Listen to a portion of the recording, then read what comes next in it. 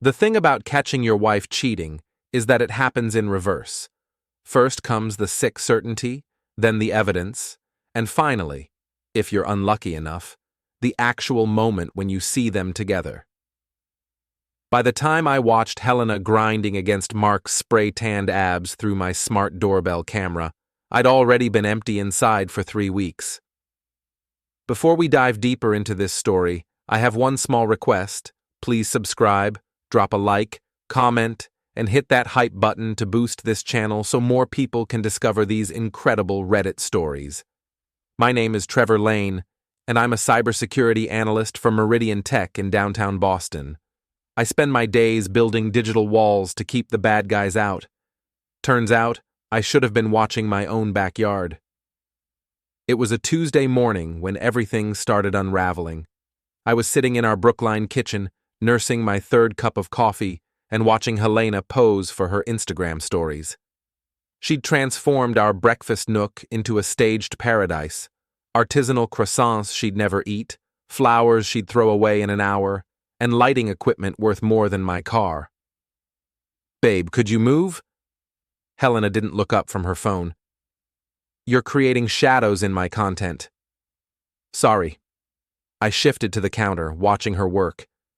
At 33, Helena was still stunning, the kind of woman who made other men stupid and other women competitive.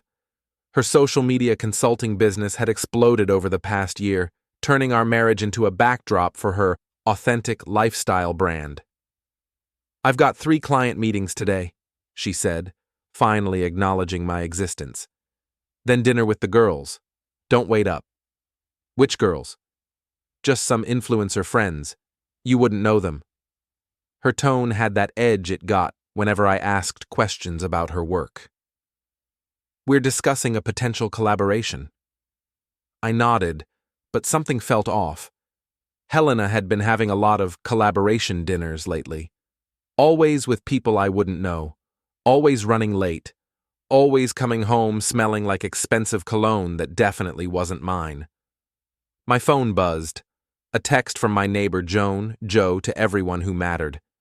"Ferrari in your driveway again. Thought you should know." I looked out the window. Sure enough, a red Ferrari 488 sat in our circular drive like a middle-aged crisis on wheels. Mark Donovan, fitness influencer and walking protein shake advertisement, was apparently making house calls now. "Mark's here," I said. Helena's head snapped up. "What?" "Mark, red Ferrari, our driveway." I kept my voice neutral, but I was cataloging every micro-expression on her face. The surprise, the flash of panic, the quick recovery. "Oh, right, he's helping me with a fitness content series. I totally forgot." She was already moving toward the front door. "This is business, Trevor. Very important for my brand expansion." Business. Right. I watched through the kitchen window as Helena practically sprinted to Mark's car. He was leaning against the driver's door, all artificially whitened teeth and strategically ripped jeans. When Helena reached him, he pulled her into what was definitely not a business hug. My phone buzzed again. "Joe." "That's not a business meeting, honey." "I know," I texted back. "What are you going to do?" "Good question. What do you do when your wife of 8 years is having an affair with a man whose biggest accomplishment is having abs you can see from space? When you're a 41-year-old tech nerd whose idea of excitement is finding a new zero-day exploit, you build a better firewall. I spent the rest of the morning doing research. Mark Donovan, 28 years old, 200,000 Instagram followers, sponsored by 3 supplement companies and a luxury car dealership. His content was exactly what you'd expect. Shirtless gym selfies, motivational quotes over sunset photos, and videos of him doing unnecessary backflips. But it was his recent posts that caught my attention.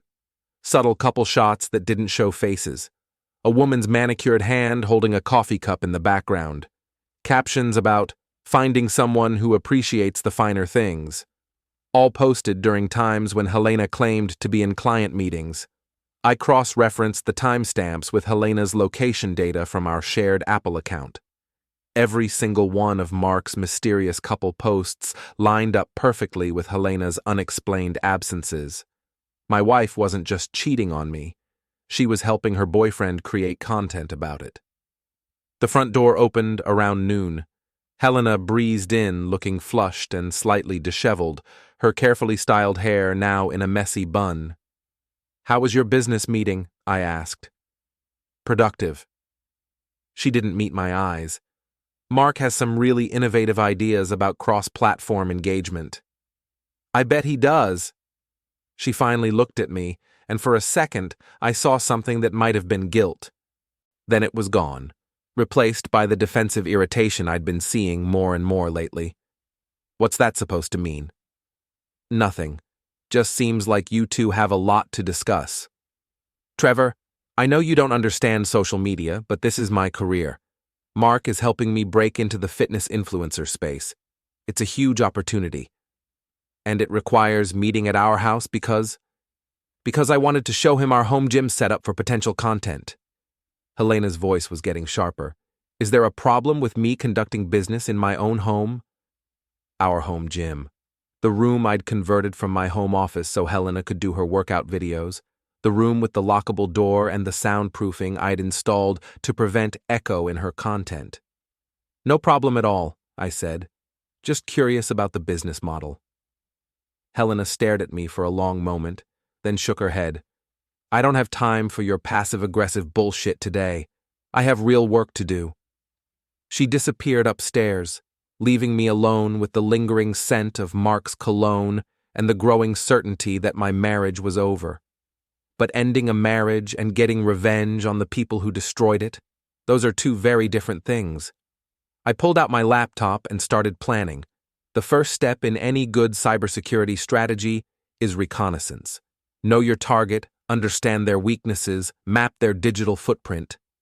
Helena might have been cheating on me, but she'd made one crucial mistake. She'd been doing it while connected to my network. Every device in our house ran through my custom router setup.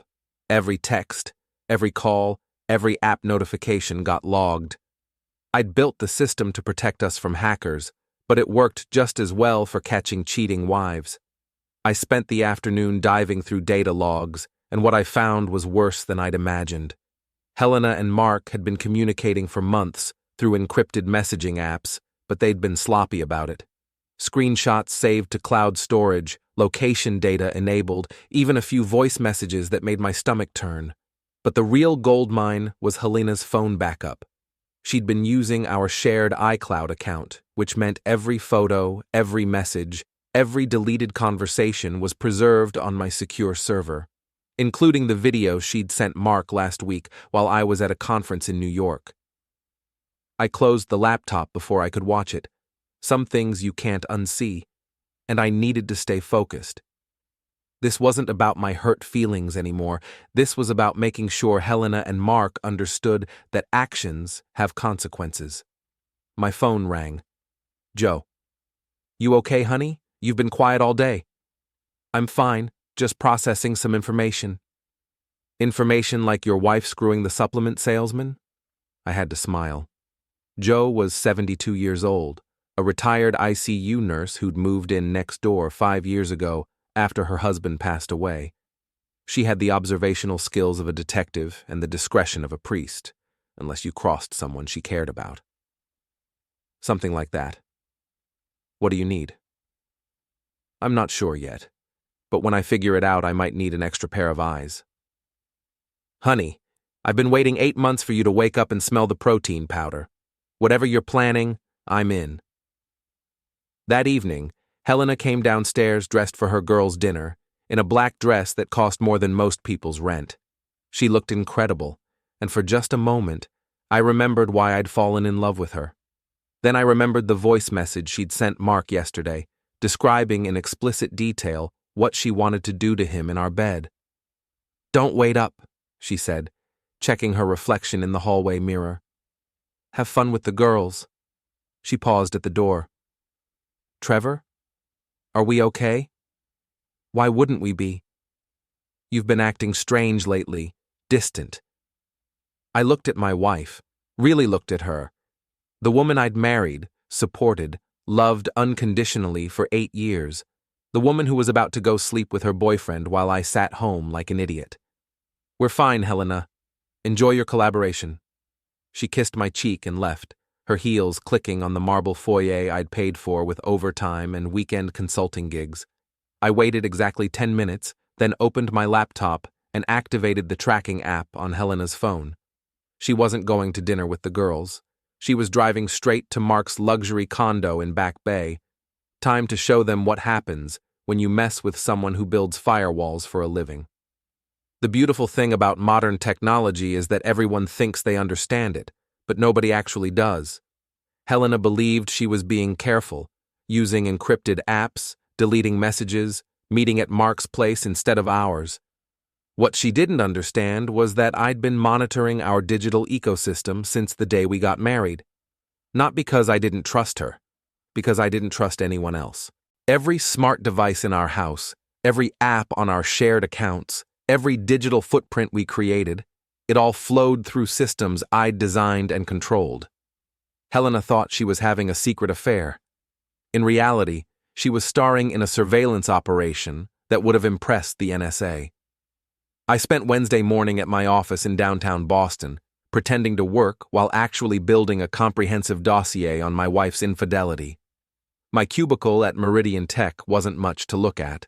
Gray walls, 2 monitors, and a coffee mug that read, "There's no place like 127.010.1, but it was connected to some serious computing power.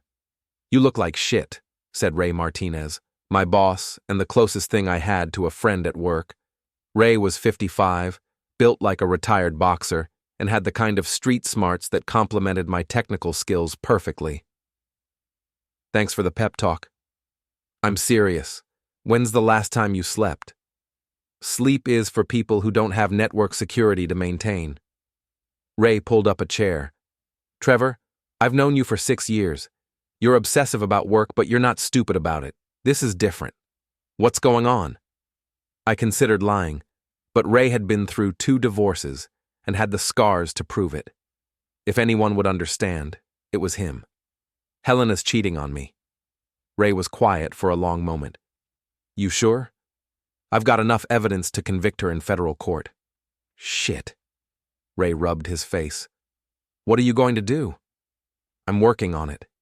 "Trevor, whatever you're planning, be smart about it. Don't do anything that's going to get you arrested or fired." "I'm not going to hurt anyone." "That's not what I'm worried about. I'm worried about you hurting yourself." Ray stood up. "Take the rest of the week off. Use some of that vacation time you never take. Deal with this properly." I started to protest, but Ray held up his hand.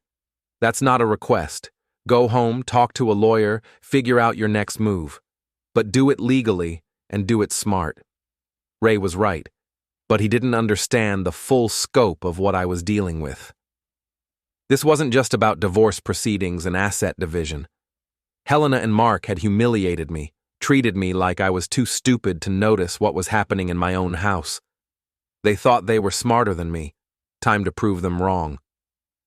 I drove home to Brookline, taking the scenic route through Boston's suburbs. Our neighborhood was the kind of place where successful people came to pretend they were normal. Tree-lined streets, historic homes, and enough BMW SUVs to stock a dealership. Helena loved it here, loved the status and the Instagram opportunities. She was going to love it a lot less when I was done. Jo was waiting on her front porch when I pulled into my driveway. She had a cup of coffee and the expression of someone who'd been watching interesting developments. "You're home early," she called. "Took some time off. Thought I might do some home improvement projects." "What kind of projects?"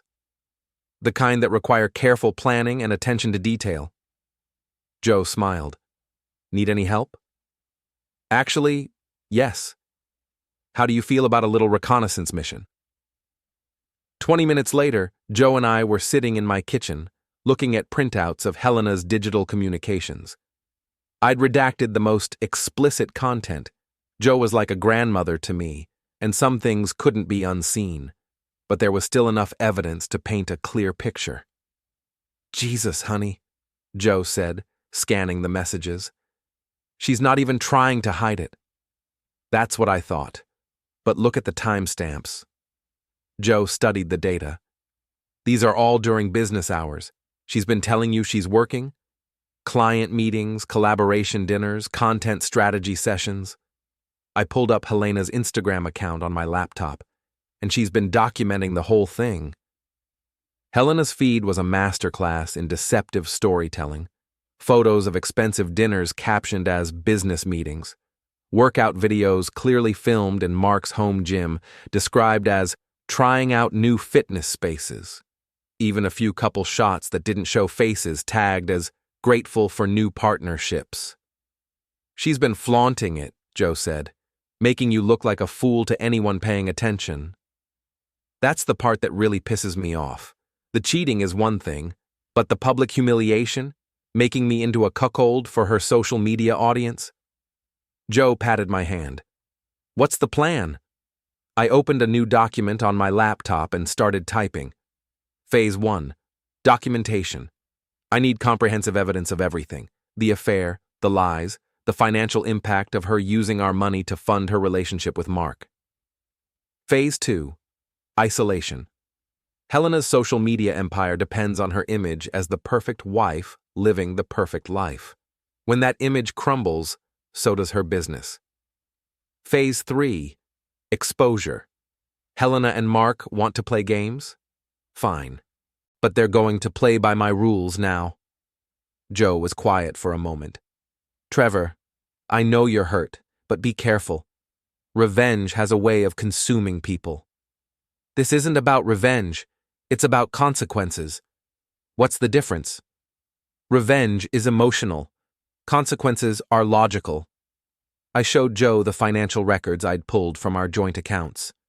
Helena has spent $18,000 in the past 3 months on clothes, dinners, and experiences she's shared with Mark.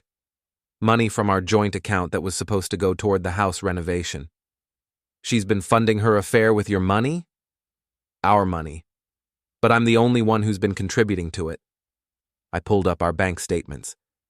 Helena's business income has been declining for months, but her spending has tripled. Guess where the difference is coming from? Joe studied the numbers. This is fraud. It's theft, at minimum, and it's all documented.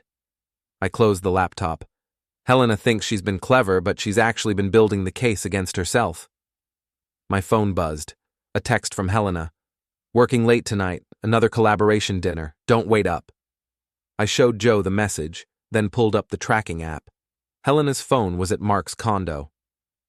How long has this been going on? Joe asked. Based on the digital evidence, about 4 months. But I think it started earlier than that. I remembered all the late nights, the sudden interest in fitness, the way Helena had started dressing differently. I've been an idiot. No, you've been trusting. There's a difference. Not anymore.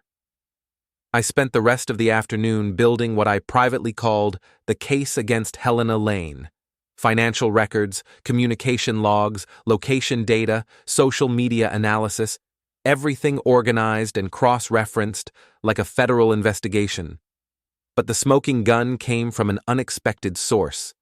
I was reviewing Helena's cloud storage backups when I found a folder labeled Content Ideas. Inside were dozens of photos and videos, including several that made me freeze. Helena and Mark in our bed. Helena wearing lingerie I'd bought for our anniversary. Mark using our shower, our kitchen, our home gym. They'd been conducting their affair in our house, in our private spaces, and documenting it for potential social media content. One video was particularly damning. Helena and Mark in our bedroom discussing their relationship strategy, how they could leverage their affair to build both their social media brands, how Helena could transition from perfect wife to empowered single woman content, with Mark as her fitness guru boyfriend. They'd been planning to turn our divorce into a content opportunity. I sat back in my chair, staring at the screen. The betrayal was complete, not just personal, but calculated and commercial. Helena hadn't just cheated on me. She'd been planning to monetize it. My phone rang. Helena. Hi, babe, she said, and I could hear Mark laughing in the background. Just wanted to check in. How was your day? Productive. Learned some interesting things about network security. That's nice. Listen, I might be really late tonight. This collaboration is more complex than I expected. I'm sure it is. Take your time. You're the best, Trevor. I love you. The line went silent. I stared at my phone, then at the video still paused on my screen. Helena telling Mark how much she loved him while wearing my grandmother's wedding ring. Jo knocked on my kitchen door. I let her in, and she took one look at my face. What did you find? I showed her the video. Jo watched in silence, her expression growing darker with each passing second. That manipulative little snake, she said finally. Jo! Don't you Jo me. This is calculated, Trevor. She's not just cheating on you, she's planning to destroy you publicly and profit from it. She was right. This wasn't a crime of passion or a moment of weakness. Helena had been systematically betraying our marriage while planning to turn that betrayal into social media content. What are you going to do? Jo asked. I looked at my laptop, at the evidence I'd compiled, at the video of my wife planning my humiliation. I'm going to give Helena exactly what she wants, I said. A content opportunity she'll never forget. Thursday morning arrived with the kind of crisp October weather that made Boston look like a postcard. I was sitting in my kitchen, drinking coffee and watching Helena prepare for another day of client meetings when she dropped the bomb that changed everything. I'm thinking of going away for the weekend, she said, not looking up from her phone. Maybe the Cape House. I need some space to think about new content directions. The Cape House, our weekend retreat in Wellfleet that I'd bought as a surprise for our 5th anniversary. The place where we'd spent our happiest moments, where Helena had cried with joy when I gave her the keys. Now she wanted to take Mark there. Space sounds good, I said. When were you thinking? This weekend, Friday through Sunday. She finally looked at me, and I saw something I hadn't seen in months, genuine nervousness. Would that be okay? Of course. You work so hard, you deserve a break. Helena smiled, but it didn't reach her eyes. Thanks, babe. You're really understanding about my career demands. Career demands. Right. After Helena left for her morning client meeting, which my tracking app showed was actually a trip to Mark's condo, I called Ray. I thought you were taking the week off, he said. I am. But I need a favor. What kind of favor? The kind that requires your expertise in physical security systems. Ray was quiet for a moment. Trevor, what are you planning? Nothing illegal. I just want to upgrade the security system at my Cape House before Helena's weekend getaway. And you need my help because? Because you're the only person I trust, and because this needs to be done right. Another pause. This is about the cheating thing, isn't it? This is about making sure I have comprehensive documentation of what happens in my own house. Jesus, Trevor, you sure you want to go down this road? I'm already down it. The question is whether I'm going alone or with backup. Ray sighed. What do you need? 2 hours later, Ray and I were driving to Wellfleet in his pickup truck, the back loaded with security equipment that definitely wasn't available at Best Buy. Ray had connections in the private security world, and those connections had access to surveillance gear that could track a mouse through a maze. Remind me why I'm helping you commit what's probably a felony, Ray said as we crossed the Sagamore Bridge. Because Helena's planning to use our divorce as social media content, and I want to make sure I have the full story. You could just hire a private investigator. I could. But this is more efficient.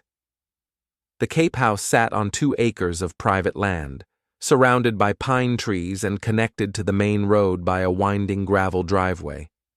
It was beautiful, secluded, and, most importantly, completely wired with smart home technology that I controlled. We spent the afternoon upgrading the existing system, cameras with facial recognition software, audio recording devices that could pick up whispered conversations, motion sensors that would track movement throughout the house. All of it connected to my secure servers back in Brookline, all of it completely invisible to casual inspection. "This is some serious spy shit," Ray said, installing a camera disguised as a smoke detector. "You sure your wife won't notice?" Helena thinks technology is magic. As long as her phone connects to Wi-Fi, she doesn't care how it works. And the boyfriend? Mark thinks a firewall is something you build around a campsite. Ray laughed despite himself. "You're really going to record them?" "I'm going to document whatever happens in my house. What they choose to do is up to them." By 5 o'clock, the Cape House was wired like a government safe house. Every room, every entrance, every possible angle covered by equipment that could record in 4K resolution with perfect audio quality. The best part? It all looked exactly like the smart home system that had been there before. "One more thing," I said, pulling out my laptop. "I want to show you something." I opened Helena's social media accounts and walked Ray through the evidence I'd compiled. The timeline of the affair, the financial records, the content strategy documents I'd found in her cloud storage. "Holy shit," Ray said, scrolling through the messages. "She's been planning this for months." "The affair or the social media strategy?" "Both. Look at this." Ray pointed to a conversation between Helena and one of her influencer friends.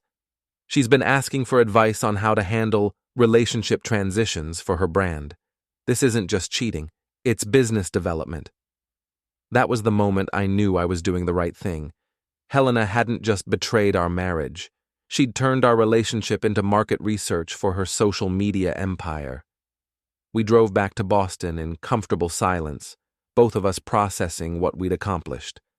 The Cape House was now a surveillance facility that would capture everything Helena and Mark did during their romantic weekend getaway. "What's your endgame here?" Ray asked as we pulled into my driveway. "I want Helena to understand that actions have consequences. She's been treating me like I'm too stupid to notice what's happening. Time to prove her wrong." "And then what? Divorce?" "Divorce, asset protection, and a very public education about the dangers of betraying someone who understands technology better than you do." Ray nodded. "Just remember, once you see whatever they do up there, you can't unsee it. Make sure you're ready for that." He was right. But I was past the point of caring about my feelings. Helena had made her choice. Now she was going to live with the consequences. Friday morning, Helena was practically vibrating with excitement as she packed for her solo retreat to the Cape House. She'd spent an hour selecting outfits that were definitely not meant for solitary reflection. "I'm really looking forward to this," she said, folding a black lace negligee into her suitcase. "I need time to think about my brand evolution." "Brand evolution?" "My content has been getting stale, too focused on the perfect marriage angle. I think it's time to explore new themes. New themes, like empowered woman leaves boring husband for fitness influencer." "That sounds exciting," I said. "Any particular direction you're thinking?" Helena paused, and for a moment I thought she might actually tell me the truth. "Just exploring what it means to be authentic in the digital age." Authentic. The woman who'd been lying to me for months wanted to explore authenticity. Well, the Cape House is perfect for that kind of reflection. Helena kissed me goodbye, and I watched her drive away in her BMW, heading toward what she thought would be a romantic weekend with her boyfriend. What she didn't know was that she was driving toward the most comprehensively documented infidelity in Massachusetts history. I waited exactly 1 hour, then opened my laptop and activated the Cape House surveillance system. Helena's BMW was already in the driveway, parked next to Mark's Ferrari. The motion sensors showed 2 heat signatures in the master bedroom, our bedroom, where I'd proposed to Helena 3 years ago. I took a deep breath and opened the video feed. They were already in bed, and they weren't wasting time on conversation. I watched for exactly 30 seconds, then closed the window. Ray had been right, some things you can't unsee. But I didn't need to watch. I just needed to record. My phone buzzed. A text from Helena. Made it safely to the Cape. The house looks beautiful. Going to spend the evening journaling and planning content. Love you. I stared at the message, then at the live feed showing Helena and Mark in our bed, and felt something cold settle in my chest. Not anger, not hurt, but a kind of calculating clarity I'd never experienced before. Helena wanted to play games with the truth? Fine. But she was about to learn that I was much better at games than she was. I opened a new document on my laptop and started typing. Project Firewall, Phase 1, complete. The real fun was about to begin. Saturday morning brought the kind of revelation that changes everything. I was monitoring the Cape House surveillance feeds while pretending to read the newspaper when I overheard a conversation that made me freeze. Helena and Mark were having breakfast on the deck, the same deck where Helena and I had watched sunrises during our early marriage, and they were discussing their exit strategy. The timing has to be perfect, Helena was saying, her voice clear through the hidden microphones. I need to document the relationship transition authentically, but I can't look like the bad guy. What about Trevor? Mark asked. Won't he try to fight the divorce? Helena laughed. Trevor's a pushover. He'll probably apologize for not being good enough. The man has no backbone. No backbone. I saved the audio file and kept listening. The key is controlling the narrative, Helena continued. I've been laying groundwork on social media for months. Subtle hints about feeling unfulfilled, posts about personal growth and finding yourself. When I announce the separation, it'll look like a natural evolution, not a betrayal. And then we go public with our relationship? Exactly. The fitness guru who helped me discover my true self. It's perfect content, authentic, inspiring, and completely monetizable. Mark was quiet for a moment. What about the money? Trevor's got to be worth something. The house in Brookline is worth about $2 million. This place is another $800,000, plus his retirement accounts, stock options, and the consulting income. I figure I'm looking at least $1 million settlement, maybe more if I play the emotional abuse angle. Emotional abuse. My hands were shaking as I typed notes. You think that'll work? Mark asked. Trevor's a classic controlling personality, all that computer surveillance stuff, the way he tracks expenses, how he always has to be right about everything. It won't be hard to paint him as psychologically abusive. I sat back in my chair, staring at the screen. Helena wasn't just planning to leave me, she was planning to destroy me, turn our entire marriage into a lie, paint me as an abuser, and walk away with half of everything I'd worked for, all while building her social media empire on the wreckage of our relationship. My phone rang. Joe. How are you holding up, honey? I'm learning interesting things about my wife's business model. What kind of things? I gave Joe a summary of what I'd overheard, watching her expression grow darker with each detail. That calculating snake, Joe said when I finished. She's planning to destroy you. That seems to be the general idea. What are you going to do? I looked at my laptop, at the surveillance feeds showing Helena and Mark planning my destruction while enjoying the house I'd bought and the weekend I was paying for. I'm going to give Helena exactly what she wants, I said. A public relationship transition. She just might not like how it plays out. What do you need me to do? How do you feel about a little social media reconnaissance? Joe smiled. Honey, I've been on Facebook longer than your wife has been alive. What's the target? Helena's planning to announce our separation as part of her authentic journey content strategy. I want to make sure her audience gets the full story. The real story? The complete story, with documentation. Joe cracked her knuckles. Let's burn this snake down. We spent Saturday afternoon building what I called the Truth Campaign. While Helena and Mark were playing house at the Cape, Joe and I were preparing a comprehensive exposure of their affair, complete with evidence, timeline, and financial documentation. The beauty of Helena's social media empire was that it was built on engagement. Her followers loved her because they believed in her authenticity, her perfect marriage, her inspiring lifestyle. When that image crumbled, so would her business. But I wasn't planning to just destroy Helena's reputation. I was planning to do it so thoroughly that she'd never recover. "Look at this," Joe said, scrolling through Helena's Instagram comments. Half her followers are asking about relationship advice. They think she's got the perfect marriage. What do they say when she posts about personal growth? They're supportive but confused. Listen to this comment. "You and Trevor are such goals. Hope everything's okay with all this self-discovery talk." Perfect. Helena's audience was already primed for a relationship revelation. They just weren't expecting the revelation I was planning to give them.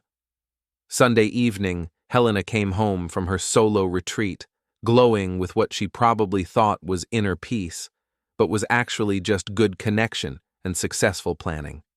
She bounced into the kitchen where I was making dinner, kissed my cheek, and started unpacking her bags. "How was your weekend?" I asked. Exactly what I needed.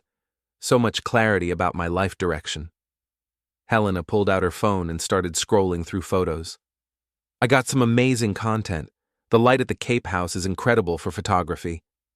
I glanced at her phone screen. Photos of the sunrise, the deck, the bedroom, all carefully cropped to hide any evidence of Mark's presence. "Glad you had a good time. Any major revelations?"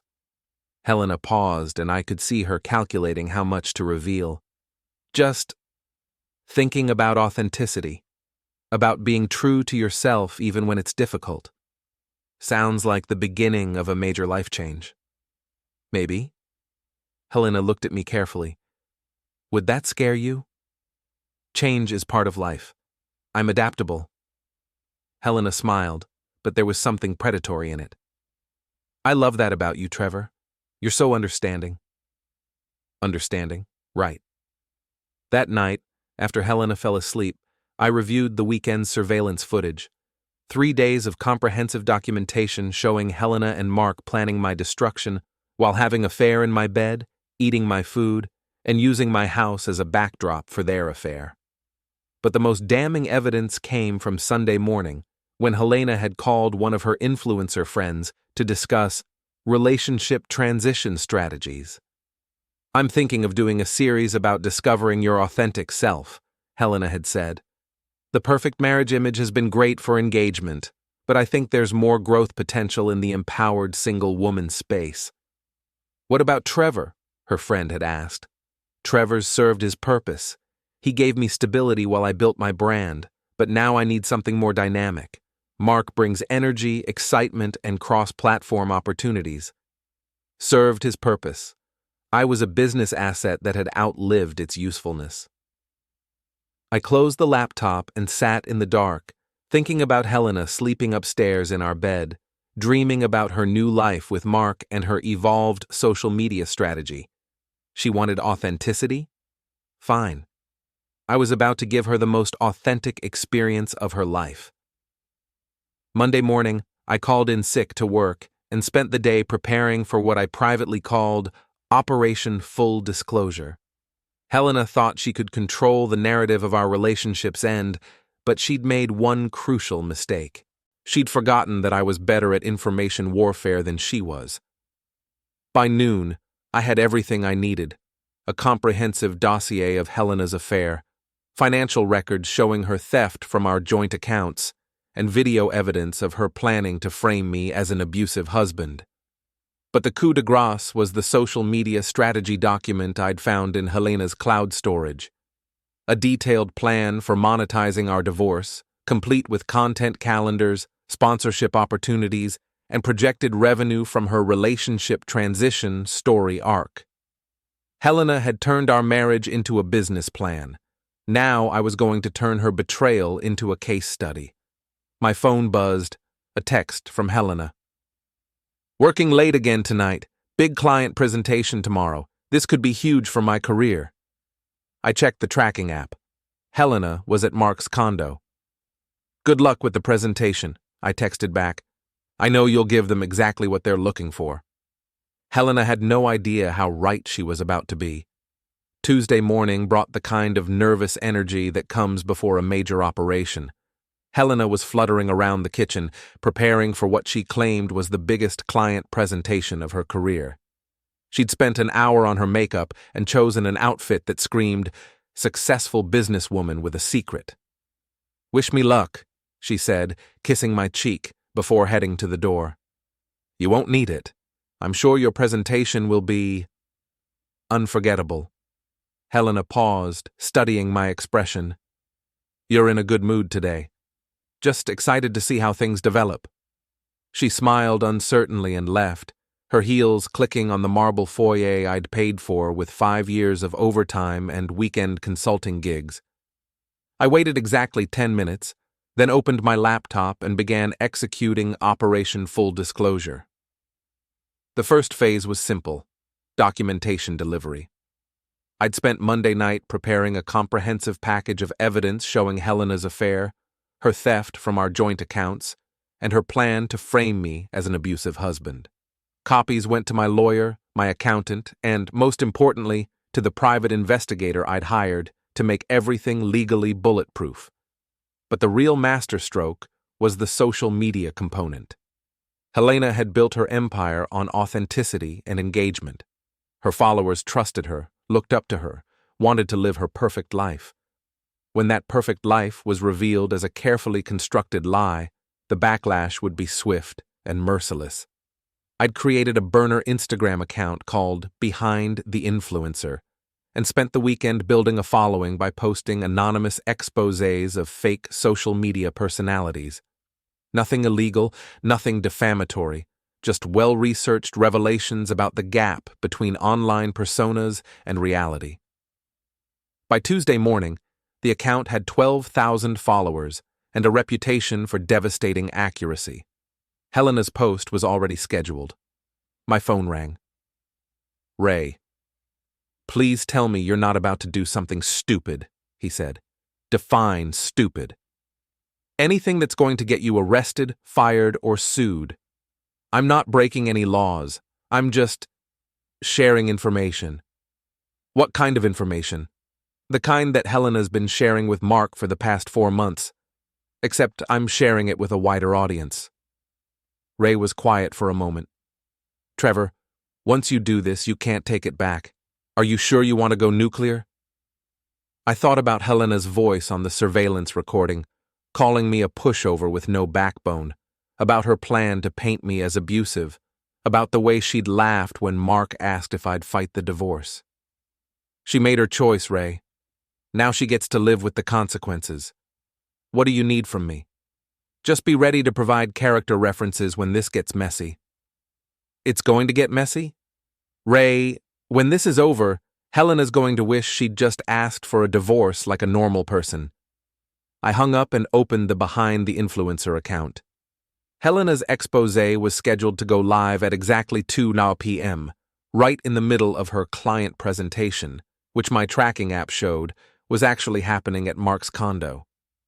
The post was a masterpiece of social media destruction, a comprehensive timeline of Helena's affair, complete with screenshots of her messages to Mark, photos of them together at the Cape House, and financial records showing how she'd been funding their relationship with money from our joint accounts.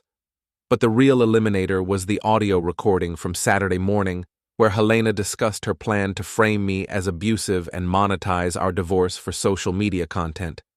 I'd captioned it simply, "When authentic living meets calculated deception, Helena Lane's perfect marriage was actually perfect content strategy." Full documentation in comments. Influencer fraud. Authenticity. Matters. Marriage scam. At 1:55 p.m., I made one final check of the evidence package. Everything was documented, verified, and legally obtained. Helena had created this situation through her own choices and carelessness. I was just making sure the full story got told. At exactly 2 p.m., I hit publish. The response was immediate and brutal. Within 10 minutes, the post had been shared 300 times. Within an hour, it had gone viral across multiple platforms. Helena's own followers were reposting it, expressing shock and betrayal at discovering their role model was a fraud. The comments were savage. "I can't believe I looked up to this woman. She's been lying to us for months. The way she talks about her husband is disgusting. He seems like a good guy who didn't deserve this. This is why I don't trust influencers anymore. It's all fake. Someone needs to warn that poor man what his wife is really like." But the real firestorm started when Helena's influencer friends began distancing themselves from her. Public unfollows, deleted collaboration posts, and, most damaging of all, other influencers sharing their own stories about Helena's manipulative behavior behind the scenes. My phone started buzzing with notifications. Text messages, missed calls, social media alerts. I ignored them all and opened the tracking app to see where Helena was. Still at Mark's condo, probably still in the middle of her presentation. At 3:30 p.m., my phone exploded with calls.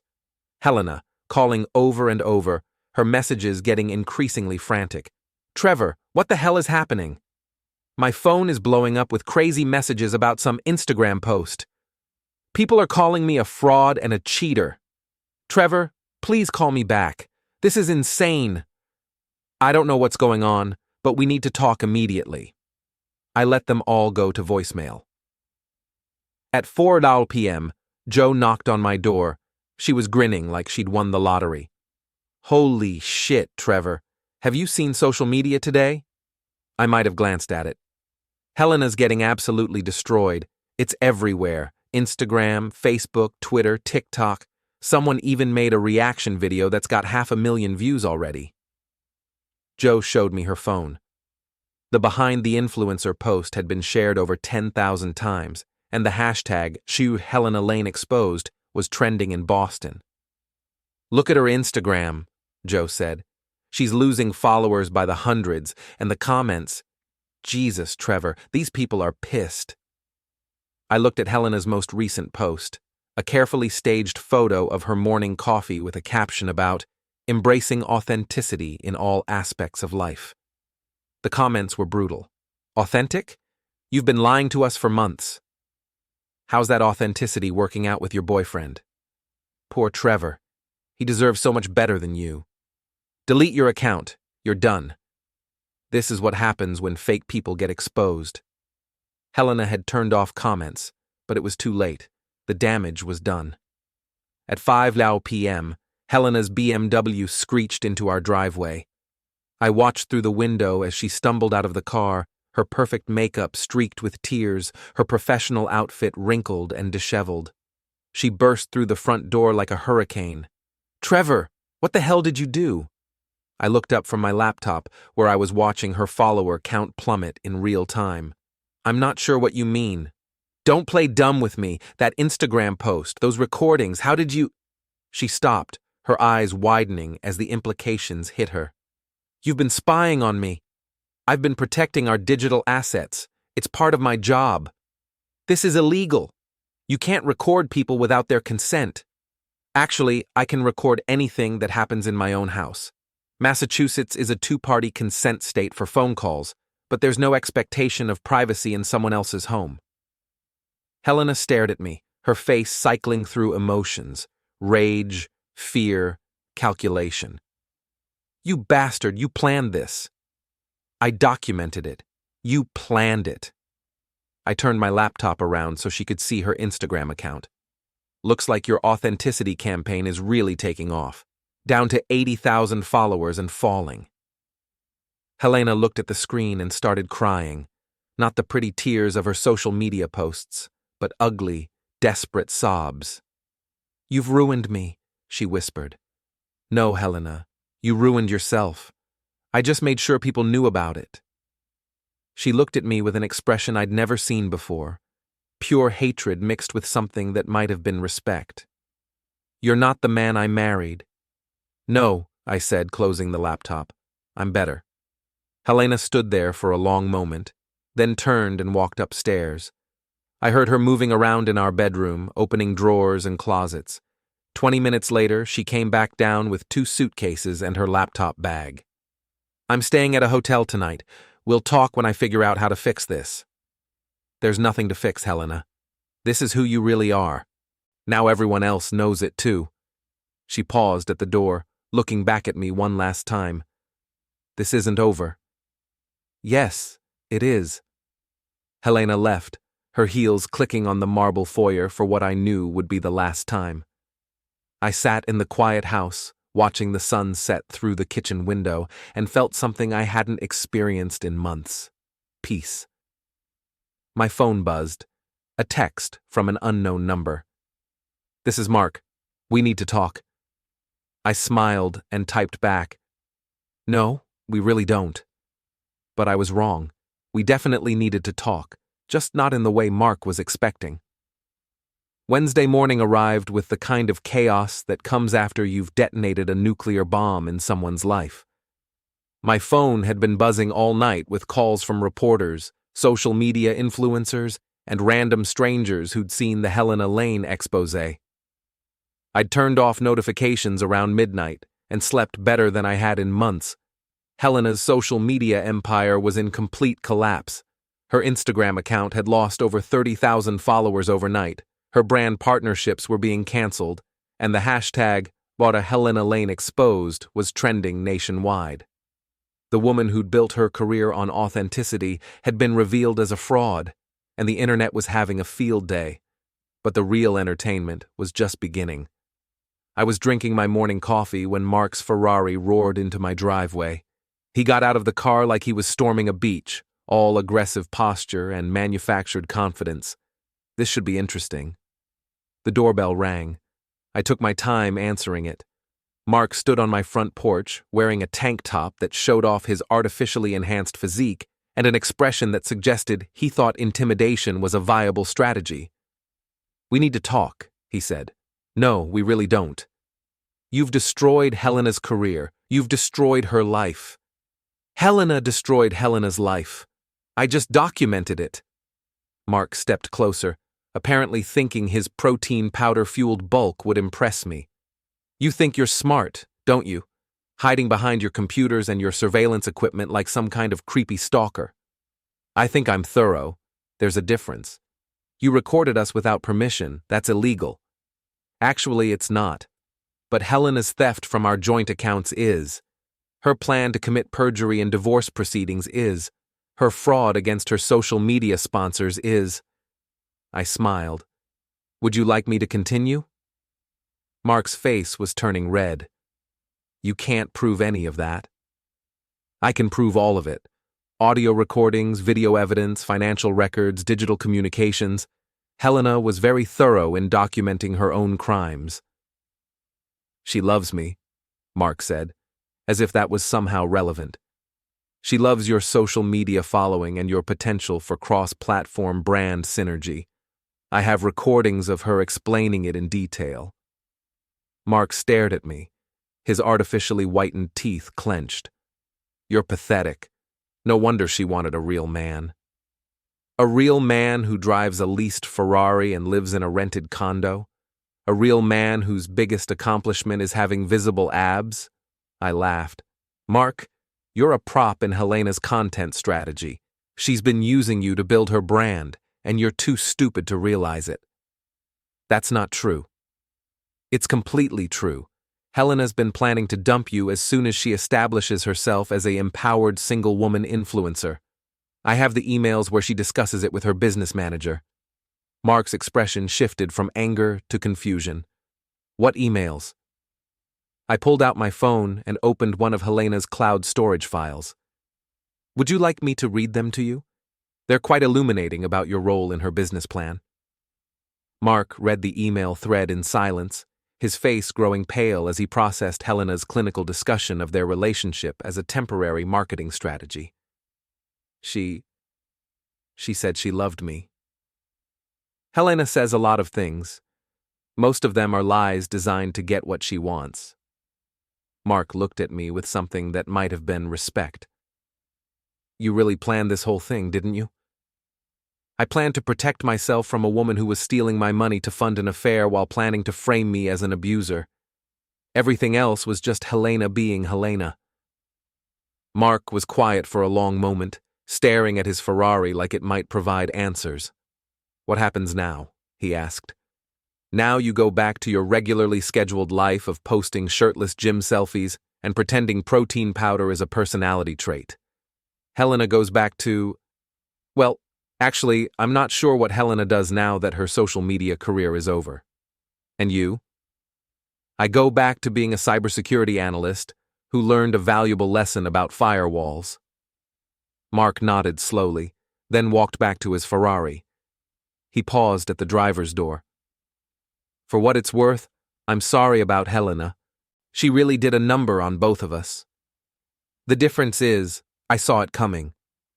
Mark drove away, leaving me alone with the satisfaction of watching Helena's carefully constructed world continue to crumble in real time. My phone rang. My lawyer. Trevor, we need to talk. Helena's attorney has been calling all morning. What does she want? Everything. Alimony, half the assets, and she's threatening to file abuse charges. I smiled. Let me guess. Psychological abuse based on surveillance and controlling behavior. How did you know? Because I recorded her planning it. Send me the papers, I'll send you the evidence. This is going to be the shortest divorce proceeding in Massachusetts history. You recorded her planning to file false abuse charges? I recorded her planning the entire exit strategy, including the false abuse allegations, the asset grab, and the social media monetization plan. Helena documented her own perjury. My lawyer was quiet for a moment. Jesus, Trevor. She really tried to destroy you. Tried and failed. Helena forgot that I'm better at information warfare than she is. What do you want me to tell her attorney? Tell them that Helena can have whatever assets she brought into the marriage, which is essentially nothing. Everything else stays with me. And if she files false abuse charges, I'll have her prosecuted for perjury and fraud. That seems aggressive. Helena wanted to play hardball. Now she gets to find out what that actually looks like. I hung up and opened my laptop to check the latest developments in Helena's public destruction. Her Instagram account was now down to 50,000 followers and falling. Her brand partnerships had been canceled. Her speaking engagements had been withdrawn. The woman who'd built her empire on authenticity had been completely destroyed by the revelation of her own inauthenticity. But the best part was the response from her former audience. The people who'd looked up to Helena, who'd bought the products she endorsed, who'd believed in her perfect marriage, they felt betrayed and weren't shy about expressing it. The comments on her old posts were brutal. I can't believe I trusted you. You made me feel bad about my own marriage, while yours was a complete lie. I hope your husband takes you for everything. This is what happens when fake people get exposed. Delete your account. You're done. Helena had created an empire based on deception, and that empire was now collapsing under the weight of the truth. My phone buzzed.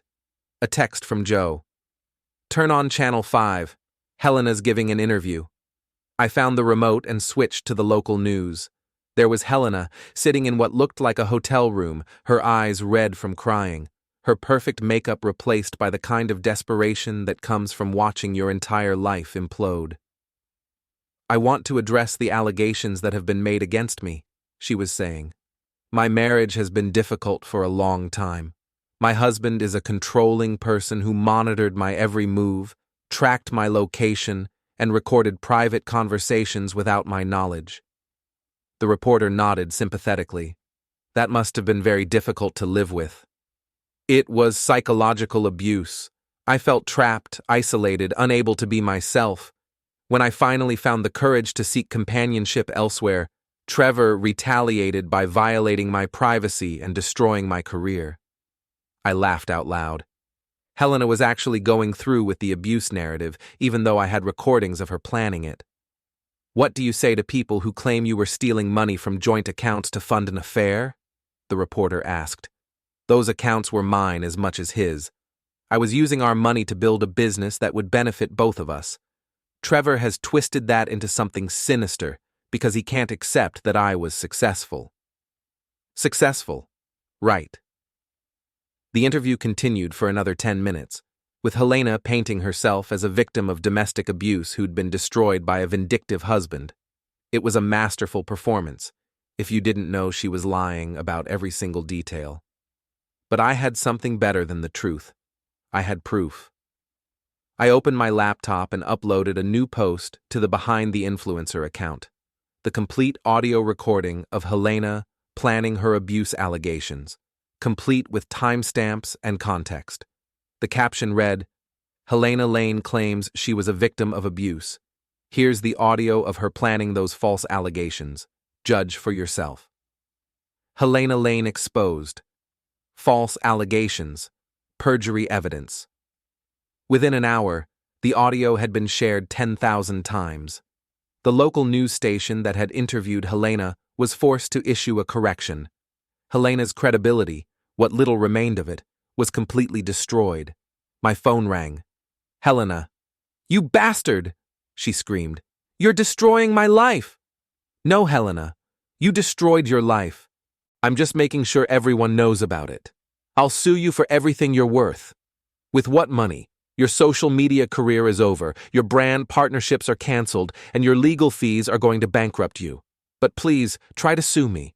I'd love to present all my evidence in open court." Helena was crying now, ugly, desperate sobs. "Why are you doing this to me?" "Because you tried to destroy me first. Because you stole my money, betrayed my trust, and planned to frame me as an abuser. Because you thought I was too stupid and weak to fight back." "I loved you," she whispered. "No, you didn't. You loved what I could provide, financial security while you built your brand. I have recordings of you explaining that too." The line went silent. I sat back in my chair, looking around the quiet house that was finally mine again. No more staged photo shoots in the kitchen. No more lies about client meetings. No more pretending that my marriage was anything other than a business arrangement for Helena's benefit. My phone buzzed one final time. A text from an unknown number. "This is Helena's mother. You've destroyed my daughter's life. I hope you're proud of yourself." I typed back. "Helena destroyed her own life. I just documented it. Maybe you should have raised her to understand that actions have consequences." The response came immediately. "You're a monster." "No," I replied. "I'm a man who built a better firewall." I turned off my phone and poured myself a glass of whiskey. Outside, the sun was setting over the Boston suburbs, painting the sky in shades of orange and red that reminded me of fire. Helena had wanted authenticity. She'd gotten it, just not in the way she'd planned. The thing about firewalls is that they're designed to keep the bad guys out. But sometimes, the most dangerous threats come from inside the network. Sometimes you have to burn everything down to protect what matters. Helena had learned that lesson the hard way, and I'd learned something too. I was stronger than I'd ever imagined.